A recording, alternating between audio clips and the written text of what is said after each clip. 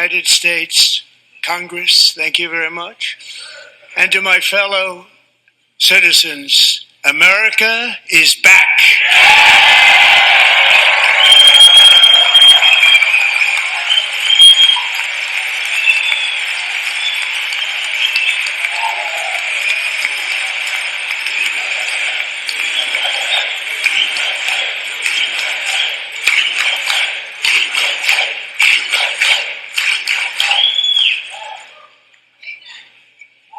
6 weeks ago, I stood beneath the dome of this Capitol and proclaimed the dawn of the golden age of America. From that moment on, it has been nothing but swift and unrelenting action to usher in the greatest and most successful era in the history of our country. Mr. Green, take your seat. Take your seat, sir. Take your seat. Finding that members continue to engage in willful and concerted disruption of proper decorum, the chair now directs the Sergeant-at-Arms to restore order. Remove this gentleman from the chamber.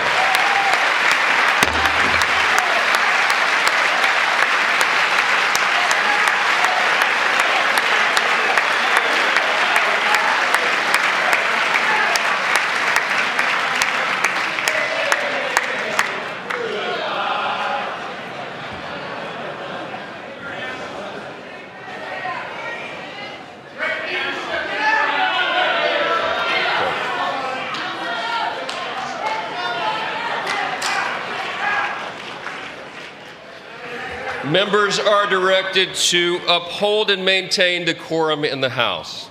Mr. President, you continue. Thank you.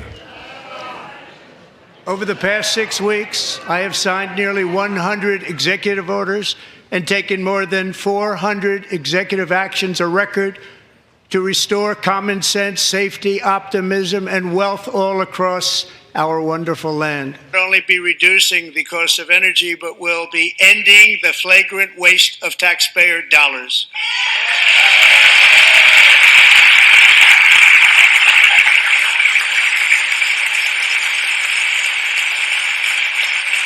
And to that end, I have created the brand new Department of Government Efficiency. DOGE. Perhaps you've heard of it. Perhaps.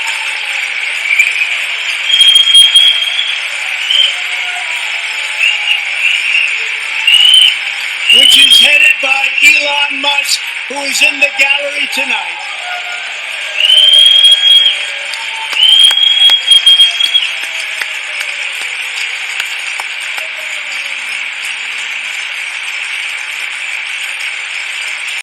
Thank you, Elon. He's working very hard. He didn't need this. He didn't need this. Thank you very much. We appreciate it. Everybody here, even this side, appreciates it, I believe. They just don't want to admit that. But we're going to find out where that money's going, and it's not going to be pretty. By slashing all of the fraud, waste, and theft we can find, we will defeat inflation, bring down mortgage rates, lower car payments and grocery prices, protect our seniors, and put more money in the pockets of American families.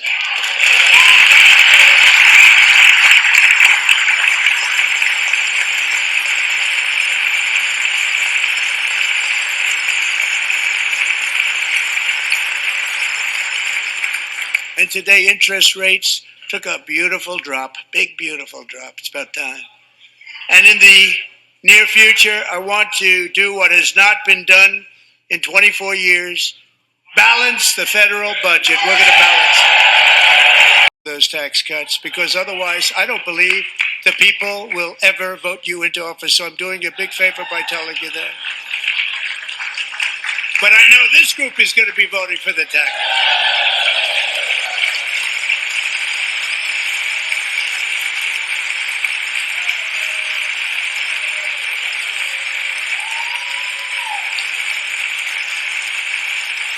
Thank you. It's a very, very big part of our plan. We had tremendous success in our first term with it. A very big part of our plan. We're seeking permanent income tax cuts all across the board. And to get urgently needed relief to Americans hit especially hard by inflation, I'm calling for no tax on tips, no tax on overtime, and no tax on Social Security benefits for our great seniors. Welcome to the Crypto Teacher, and you know I come back with that video just to make you think. Don't forget to like and subscribe to the channel. And make sure you're joining the Patrons. If you're not a part of the Patrons, make sure you're hitting the Cash App. And also, guys, make sure you go like and follow the TikTok. More videos to come. And we had Trump speak last night over 2 hours. And I was wondering why they had that speech last night. It was bothering me, so of course I had to do the research. I did post it in the Patreons because Trump was talking about a bunch of nothing, and it was clearly staged, and we're going to go over that. We had Trump says America is back, and we're moving to the golden age. And where do we find the golden age?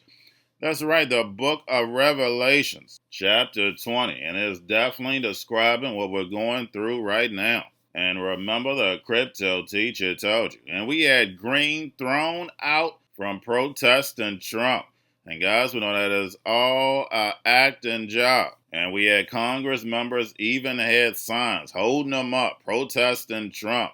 And we know it takes time to create these signs. They had people in the audience to pull at the heartstrings of Americans, and this was set up just like a State of a Union address, because that's exactly what it was. But again, he talked about a lot of nothing. And we had Elon Musk in the crowd. And of course, Trump says he's going to slash the waste and the fraud. And remember, guys, Trump was in office for 4 years. Stop it, guys. He was in office for 4 years. All this inflation, all this money printing started when Trump was in office. And you guys know I love Trump because he's going to keep us with all the entertainment. But when he was in office, the big thing he did was give the rich the tax cuts. And remember, the Crypto Teacher told you. And Trump says interest rates took a big drop. And we know the Fed hasn't dropped interest rates. These yield rates, the only reason why they're dropping is because the Fed is manipulating the long end. We understand this, but of course the sheep have no clue. They don't know about finances, and that's the reason why they don't teach it in school. Because if they did, it would not work.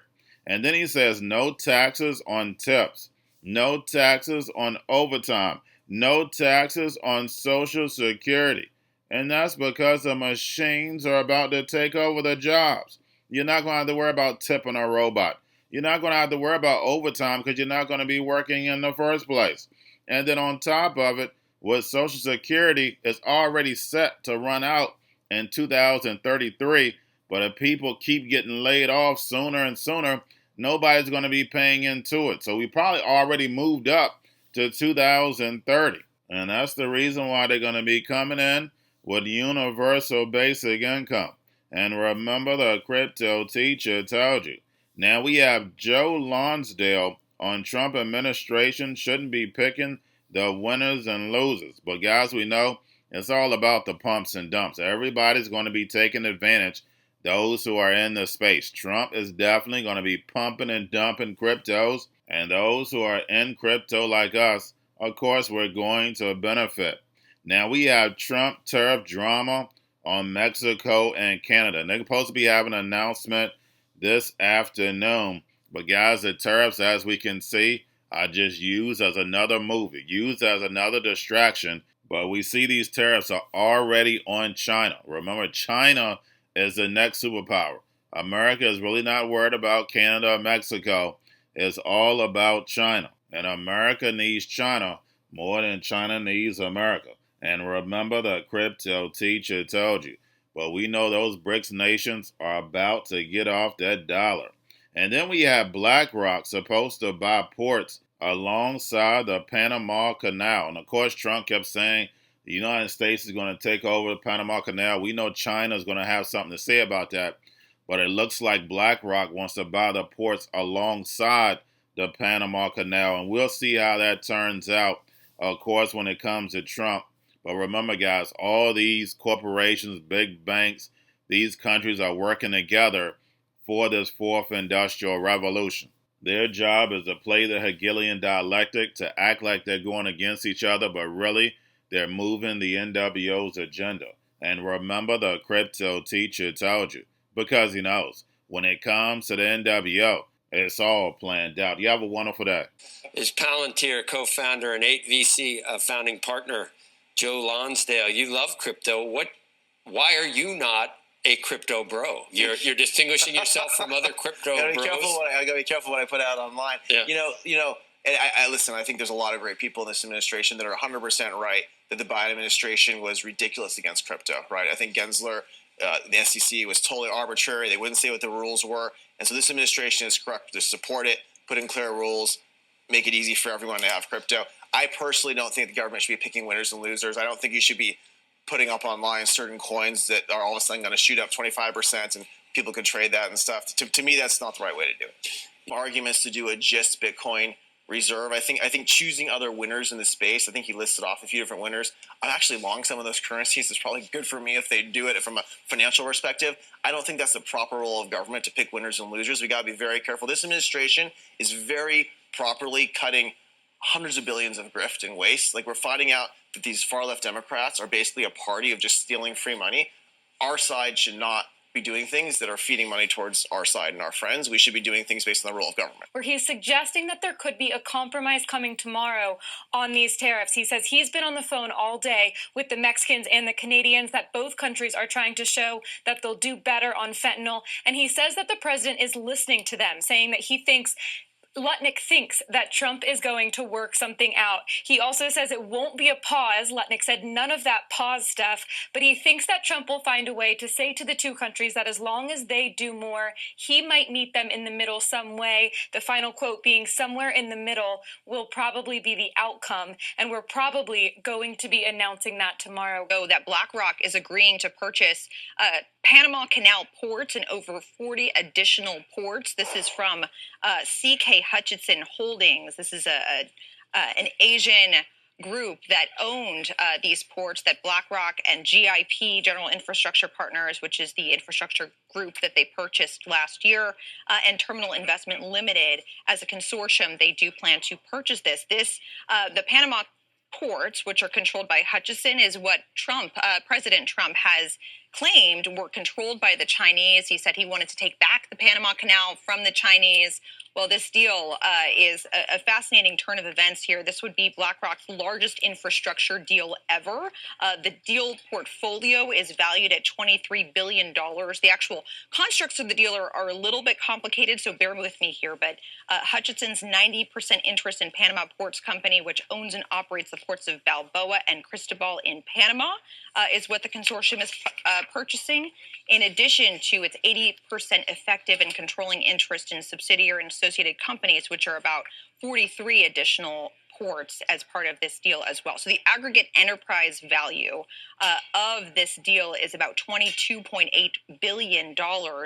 And then just kind of reading through the release here, you see that CK Hutchison, co-managing director, says that the transaction is a result of a rapid, discrete, but competitive process in which numerous bids and expressions of interest were received. And then they go on to say the transaction is purely commercial in nature, I'm quoting here, and wholly unrelated to recent political news reports concerning the Panama ports. They, of course, remain subject to confirmatory due diligence, settlement, and definitive documentations and normal and usual completion procedures. But I am told by a person familiar with the matter that BlackRock has been in conversations with the administration and Congress on the constructs of this deal. Going to a different economy, and we're going to be learning more about that as we go. But clearly, we're learning that things can be done from remote locations. We're learning that technology can replace people even more than we thought. We're not going back to the same economy. We're recovering, but to a different economy, and it'll be one that is more leveraged to technology. And I worry that that is going to make it even more difficult than it was for many workers. In Silicon Valley, and my friends who work in technology know that what we did to the manufacturing workers, we are now going to do to the retail workers, the call center workers, the fast food workers, the truck drivers, and then even bookkeepers, accountants, insurance agents, lawyers, and on through the economy. So what happened to the manufacturing workers is a very clear sign. And so we'll import Chinese-based CBDC technology. So it's going to be CBDC in a box provided to you by the People's Bank of China. But every stock, every bond, every currency, every commodity, every piece of art, every private business, every piece of real estate will eventually be a token on a blockchain, an entry on a ledger, permanent and immutable. We will have truth instead of trust, and we will save over $7 trillion a year. 6 to 8% of global GDP is wasted by the friction of the trust industry that's necessary when you have dual entry accounting. With triple entry accounting, which is what a blockchain is, we get rid of all of that friction. It's a beautiful future. Like what you see in China and their social credit scoring systems, right? If we get identity wrong, it could be a tool to enslave humanity. And if we get it right, it could be a tool to liberate humanity. And as an American, I'm obviously rooting for the one that's on the side of freedom.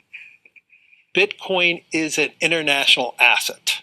And also, I do believe the role of crypto is, it's digitizing gold. I actually believe this technology is going to be very important. Look at it. We have been part of a huge revolution in investing through ETFs. We believe that ETFs will be changing the whole way we invest. Many people still use it as a means, people are investing it for indexing. No, the majority of people who are putting money in in ETFs are active investors that are buying exposure. The entire bond market is being transformed as we talk right now. I believe the next generation for markets, the next generation for securities will be tokenization of securities. And if we could have that distributed ledger that we know every beneficial owner, every beneficial seller, we all have our code of who's buying, who's selling, instantaneous settlement. And think about it, it changes the whole ecosystem. Chinese bank ICBC has been hit by a ransomware attack, and the U.S. Treasury market, as a result of that, has been disrupted. This, according to the Financial Times. We're getting at more right now with Bloomberg's Shonali Bassick. Shonali, what do we know? Listen, we have the Financial Times now reporting that ICBC, one of China's largest banks here, was hit with a ransomware attack. And remember, they're a very significant intermediary in the Treasury market. The SIFMA has told its members that this has been part of the reason here that the system is kind of clogged up, if you will, during that auction that we saw a little bit before. The attack had prevented ICBC, according to the Financial Times, from settling Treasury trades on behalf of other market participants. A large executive at a major bank also telling the paper that such a large party on the fixed income clearing corp creates major concerns, potentially impacting the liquidity of Treasury markets. Now, it was not just a poor auction. It was absolutely lousy, and when the dealers have to step in to save a treasury auction, that's a rare occurrence. And Cryptoteacher and the New World Order book, plus the 3 Kids books. It's time to re-educate. Also, new to cryptos, Coinbase, Bitrue, Binance. Do not forget book links and crypto links are in the description. The stock channel, guys. Don't forget to go like, subscribe, spread everywhere. You have your Kobo, your chip stocks, your banking, your gaming. While everybody's sitting at home, get home stocks, the Seaver, the biotech stocks. And while everybody's at home wishing, they were still getting that free money. What are they doing? Drinking and smoking weed. Don't forget about those stocks, and you have a wonderful day. The most powerful person in the world is the storyteller. The storyteller sets the vision, values, and agenda of an entire generation to come. Steve Jobs. And guys, you know I truly believe in this. When you look at the New World Order, they're the storytellers. And that's the reason why I wrote my New World Order book.